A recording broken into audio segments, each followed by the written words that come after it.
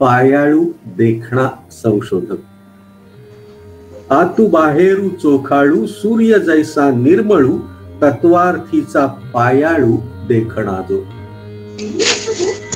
Doctor Ramchandra Chintaman Dhere यांच्यासारख्या संशोधकांनाही त्यांच्या संशोधन क्षेत्रातली गूढ वाटणारी तत्वे ही पायाळू देखणा असल्याप्रमाणे सहज दिसतात आणि ते तितक्याच सहजपणे उलगडून दाखवतात.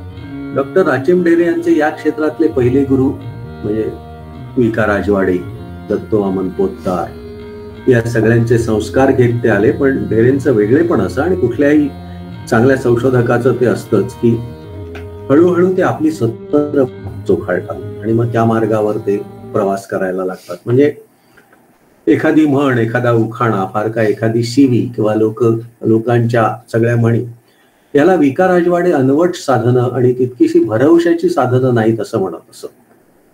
ढेरे असं म्हणतात की ही अनवट साधनं म्हणजे एखादी म्हण, एखादा उखाणा, फार काय एखादी शिवी सुद्धा संशोधनाला खूप मोठी प्रेरणा देते.